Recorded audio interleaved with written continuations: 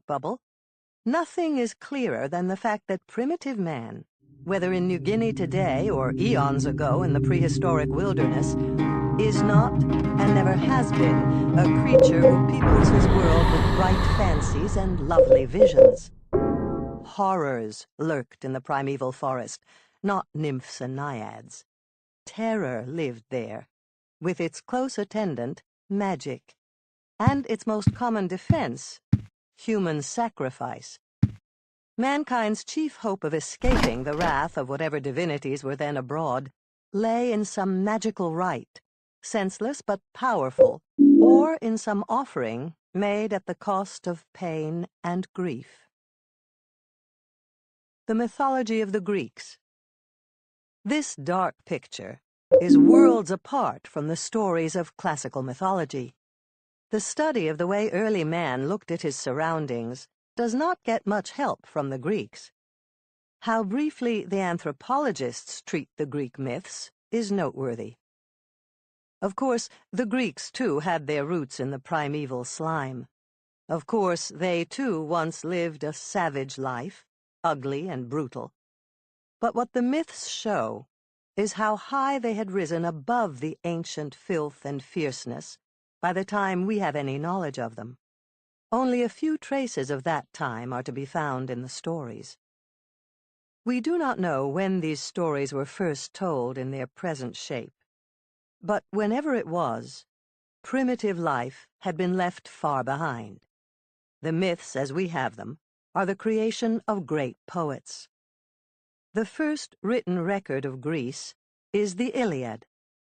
Greek mythology begins with Homer, generally believed to be not earlier than 1,000 years before Christ. The Iliad is, or contains, the oldest Greek literature, and it is written in a rich and subtle and beautiful language, which must have had behind it centuries when men were striving to express themselves with clarity and beauty, an indisputable proof of civilization. The tales of Greek mythology do not throw any clear light upon what early mankind was like. They do throw an abundance of light upon what early Greeks were like. A matter, it would seem, of more importance to us, who are their descendants, intellectually, artistically, and politically, too. Nothing we learn about them is alien to ourselves. People often speak of the Greek miracle. What the phrase tries to express is the new birth of the world with the awakening of Greece. Old things are passed away. Behold, all things are become new. Something like that happened in Greece. Why it happened, or when, we have no idea at all. We know only that in the earliest Greek poets a new point of view dawned, never dreamed of in the world before them, but never to leave the world after them. With the coming forward of Greece, mankind became the center of the universe, the most important thing in it. This was a revolution in thought. Human beings had counted for little heretofore. In Greece, man first realized what mankind was. The Greeks made their gods in their own image. That had not entered the mind of man before. Until then, gods had had no semblance of reality. They were unlike all living things. In Egypt, a towering colossus, immobile, beyond the power of the imagination to endow with movement, as fixed in the stone as the tremendous temple columns, a representation of the human shape deliberately made unhuman. Or a rigid figure, a woman with a cat's head suggesting inflexible, inhuman cruelty. Or a monstrous, mysterious sphinx, aloof from all that lives. In Mesopotamia, bas-reliefs of bestial shapes unlike any beast ever known, men with birds' heads and lions with bulls' heads and both with eagles' wings, creations of artists who were intent upon producing something never seen except in their own minds, the very consummation of unreality. These, and their like, were what the pre-Greek world worshipped. One need only place beside them, in imagination, Any Greek statue of a god, so normal and natural, with all its beauty, to perceive what a new idea had come into the world. With its coming, the universe became rational. St. Paul said the invisible must be understood by the visible. That was not a Hebrew idea, it was Greek. In Greece alone, in the ancient world, people were preoccupied with the visible. They were finding the satisfaction of their desires in what was actually in the world around them. The sculptor watched the athletes contending in the games, and he felt that nothing he could imagine would be as beautiful as those strong young bodies. So he made his statue of Apollo. The storyteller found Hermes among the people he passed in the street. He saw the god like a young man at the age when youth is loveliest, as Homer says. Greek artists and poets realized how splendid a man could be, straight and swift and strong. He was the fulfillment of their search for beauty. They had no wish to create some fantasy shaped in their own minds. All the art and all the thought of Greece centered in human beings. Human gods naturally made heaven a pleasantly familiar place. The Greeks felt at home. They knew just what the divine inhabitants did there, what they ate and drank, and where they banqueted, and how they amused themselves. Of course, they were to be feared. They were very powerful and very dangerous when angry. Still, with proper care, a man could be quite fairly at ease with them. He was even perfectly free to laugh at them. Zeus, trying to hide his love affairs from his wife, and invariably shown up, was a capital figure of fun. The Greeks enjoyed him, and liked him all the better for it. Hera was that stock character of comedy, the typical jealous wife, and her ingenious tricks to discomfit her husband and punish her rival, far from displeasing the Greeks, entertained them as much as Hera's modern counterpart does us today. Such stories made for a friendly feeling. Laughter in the presence of an Egyptian sphinx or an Assyrian bird beast was inconceivable, but it was perfectly natural in Olympus, and it made the gods companionable. On Earth, too, the deities were exceedingly and humanly attractive. In the form of lovely youths and maidens, they peopled the woodland, the forest, the rivers, the sea, in harmony with the fair earth and the bright waters. That is the miracle of Greek mythology. A humanized world, men freed from the paralyzing fear of an omnipotent unknown. The terrifying incomprehensibilities which were worshipped elsewhere, and the fearsome spirits with which earth, air, and sea swarmed, were banned from Greece. It may seem odd to say that the men who made the myths disliked the irrational and had a love for facts, but it is true. No matter how wildly fantastic some of the stories are. Who are you? Anyone who reads them with attention discovers that even the most What's your name? nonsensical take place in a world which is essentially rational and matter-of-fact. Henry. Hercules, And you? whose life was one long combat against preposterous monsters, is always said to This have is had my his dream, home and you in the don't even city know of my name. Thebes. The It's exact Cynthia. spot where Aphrodite was born Your of the dream. foe could be visited by any ancient That's right. tourist. It This was is just just a offshore dream. from the island of And a Cyprus. really terrible one, The too. winged steed I hope I Pegasus, wake up soon. after skimming the air all day, So you went think this every is a night to dream, huh? comfortable stable in Corinth. Well, if it's not a dream, A familiar what is local it? habitation gave reality to all Anyway. the mythical beings. I want to get out of If here, the but mixture I seems can't find the childish, exit. Consider how reassuring and how sensible the solid See. background is, as Will you compared help me with the find it? genie who comes from nowhere when I'm Aladdin rubs kinda the lamp, scared all alone. and his task accomplished, I'll do returns a to special favor. the for you terrifying, later. irrational, has no place It's just in a classical dream, so mythology. I might as well have some fun. Magic, so powerful in the world before and after Greece, is almost non-existent. There are no men and only 2 women with dreadful supernatural powers. the demoniac wizards and the hideous old witches who haunted Europe and America too up to quite recent years play no part at all in the stories. Circe and Medea are the only witches, and they are young and of surpassing beauty. Delightful, not horrible. Astrology, which has flourished from the days of ancient Babylon down to today, is completely absent from classical Greece. There are many stories about the stars, but not a trace of the idea that they influence men's lives. Astronomy is what the Greek mind finally made out of the stars.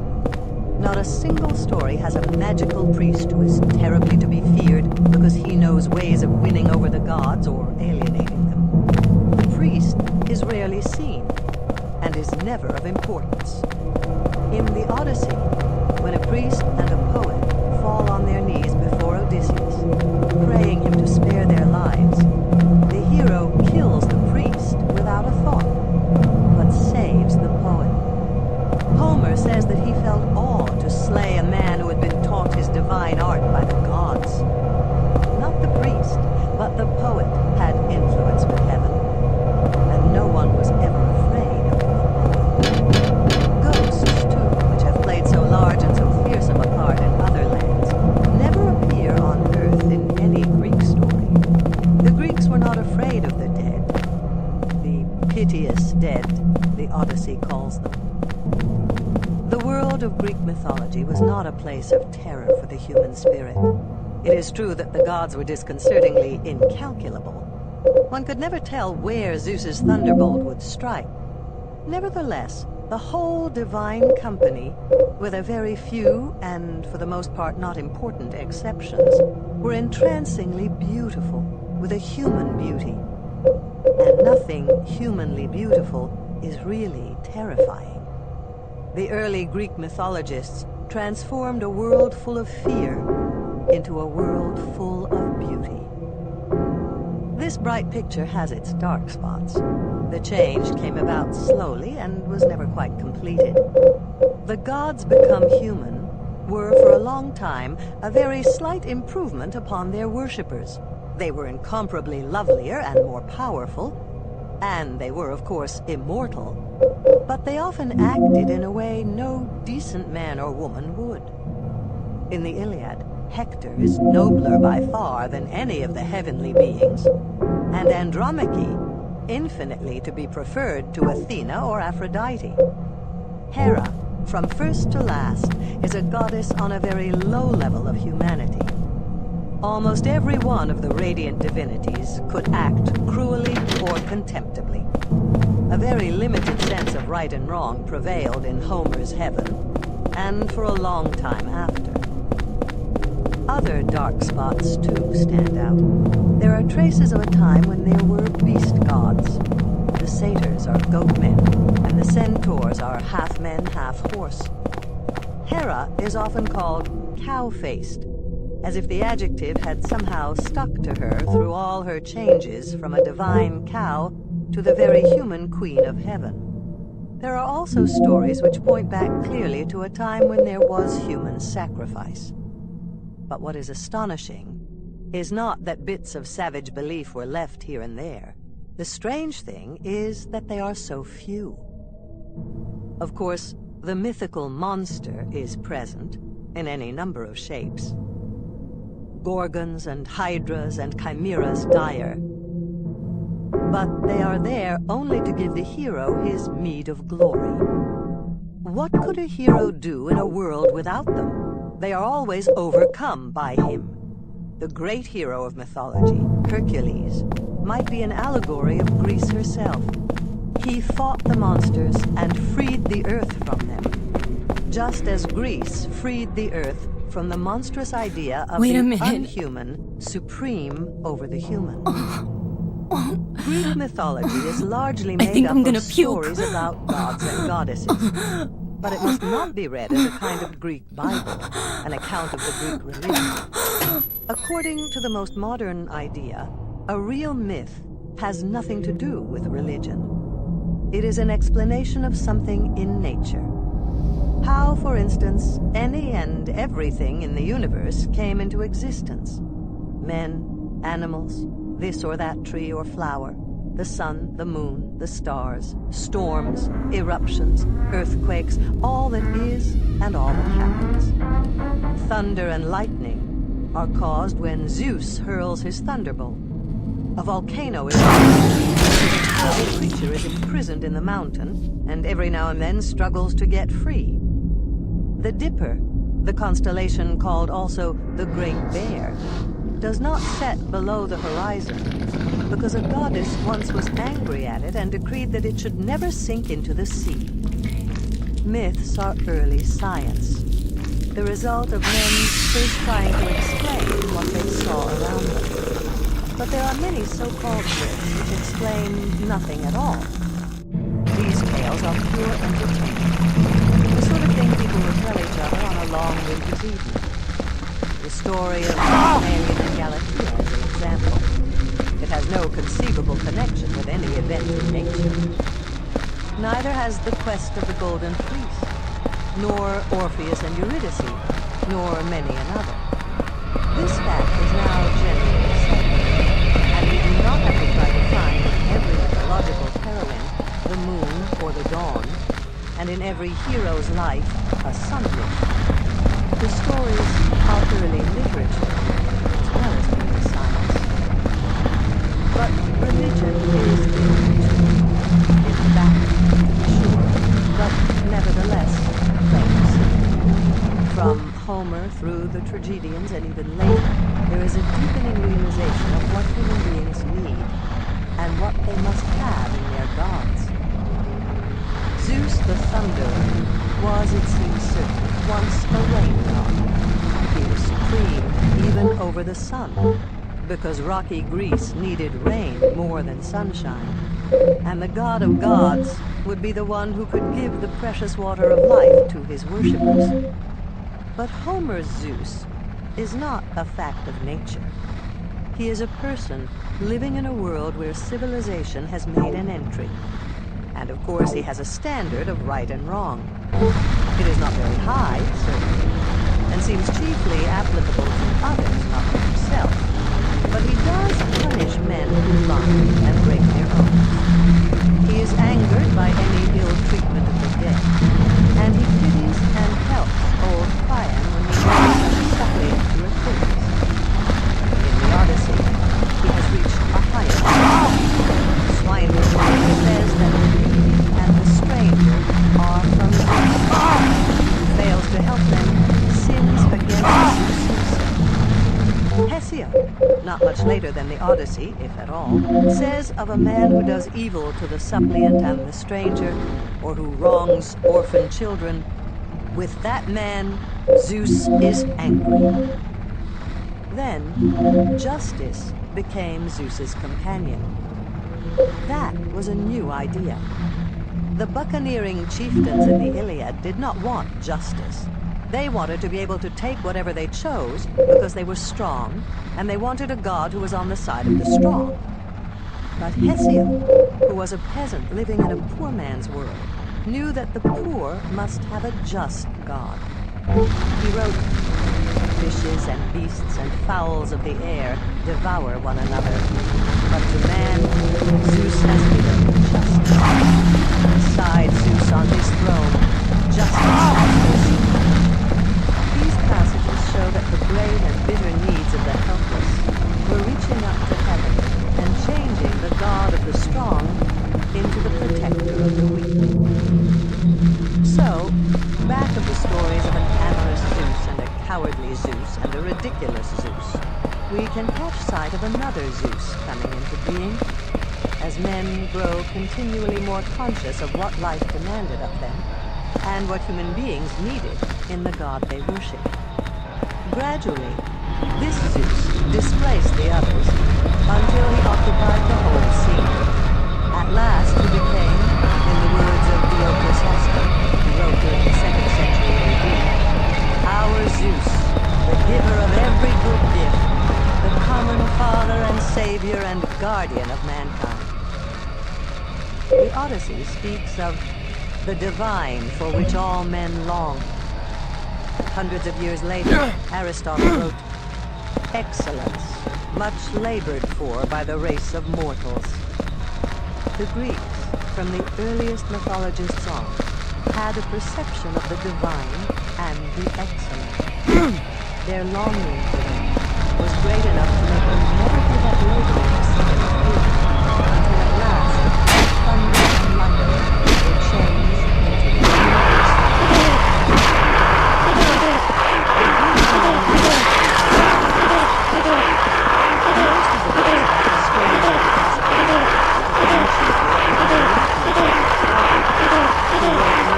Augustus. Ovid is a compendium of mythology.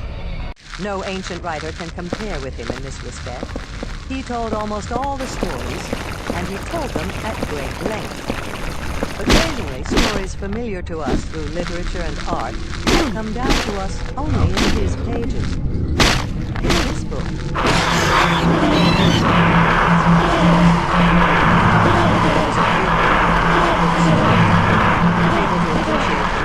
enough to realize what excellent material they offer. But he is farther away from them in his point of view than we are. They were sheer nonsense to him. He wrote, I prate of ancient poets' monstrous lies, ne'er seen or now or then by human eyes. He says, in effect, to his reader, never mind how silly they are. I will dress them up so prettily for you that you will like them. And he does, often very prettily indeed. But in his hands, the stories, which were factual truth and solemn truth to the early Greek poets, Hesiod and Pindar, and vehicles of deep religious truth to the Greek tragedians, become idle tales, sometimes witty and diverting, often sentimental and distressingly rhetorical. The Greek mythologists are not rhetoricians, and are notably free from sentimentality. The list of the chief writers through whom the myths have come down to us is not long. Homer heads it, of course. The Iliad and the Odyssey are, or rather contain, the oldest Greek writings we have. There is no way to date accurately any part of them. Scholars differ widely, and will no doubt continue to do so. As unobjectionable a date as any is 1000 BC, at any rate for the Iliad, the older of the two poems. In all that follows, here and in the rest of the book, the date given is to be understood as before Christ, unless it is otherwise stated. The second writer on the list is sometimes placed in the 9th century, sometimes in the 8th. Hesiod was a poor farmer whose life was hard and bitter. There cannot be a greater contrast than that between his poem, The Works and Days, which tries to show men how to live a good life in a harsh world, and the courtly splendor of the Iliad and the Odyssey. But Hesiod has much to say about the gods, and a second poem, usually ascribed to him, the Theogony, is entirely concerned with mythology. If Hesiod did write it, then a humble peasant living on a lonely farm far from cities was the first man in Greece to wonder how everything had happened. The world, the sky, the gods, mankind, and to think out an explanation. Homer never wondered about anything. The Theogony is an account of the creation of the universe and the generations of the gods, and it is very important for mythology.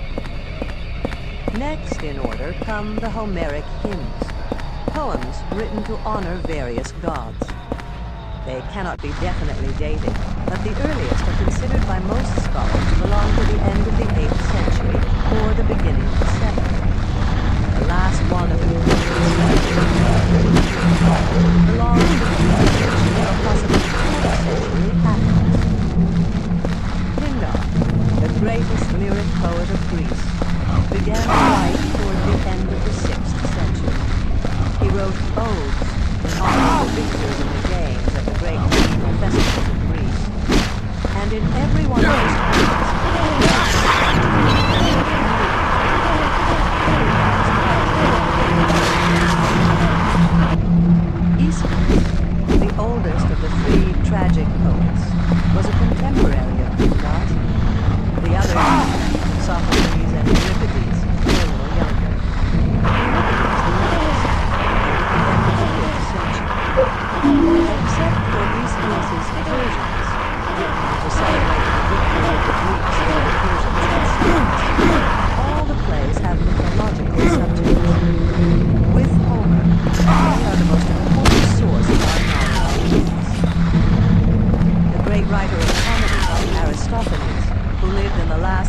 5th century and the beginning of the 4th, refers often to the myths, as do also two great prose writers, Herodotus, the first historian of Europe, who was a contemporary of Euripides, and Plato, the philosopher, who lived less than a generation later. The Alexandrian poets lived around 250 BC. They were so called because when they wrote, the center of Greek literature had moved from Greece to Alexandria in Egypt. Apollonius of Rhodes told Alexander the quest of the Golden Fleece, in connection with the story and a number of other myths. He and three other Alexandrians, who also wrote about mythology, the pastoral poets Theocritus, Bion, and Moschus, have lost the simplicity of Hesiod and Pindar's gods, and are far removed from the depth and gravity of the tragic poet's view of religion. But they are not frivolous, like Ovid. Two late writers, Apuleius, a Latin, and Lucian, a Greek, both of the 2nd century AD, make an important contribution. The famous story of Cupid and Psyche is told only by Apuleius, who writes very much like Ovid. Lucian writes like no one except himself. He satirized the gods. In his time, they had become a joking matter. Nevertheless, he gives, by the way, a good deal of information about them. Apollodorus, also a Greek, is, next to Ovid, the voluminous ancient writer on mythology. But unlike Ovid, he is very matter-of-fact and very dull. His date has been differently set all the way from the 1st century BC to the 9th century AD. The English scholar Sir J.G. Fraser thinks he probably wrote in either the 1st or the 2nd century of our era. The Greek Pausanias, an ardent traveler, the author of the first guidebook ever written, has a good deal to say about the mythological events recorded to have happened in the places he visited. He lived as late as the 2nd century AD, but he does not question any of the stories. He writes about them with complete seriousness. Of the Roman writers, Virgil stands far ahead. He did not believe in the myths any more than Ovid did, whose contemporary he was. But he found human nature in them, and he brought mythological personages to life as no one had done since the Greek tragedians. Other Roman poets wrote of the myths. Catullus tells several of the stories, and Horace alludes to them often. But neither is important for mythology. To all Romans, the stories were infinitely remote, mere shadows. The best guides to a knowledge of Greek mythology are the Greek writers, who believed in what they wrote.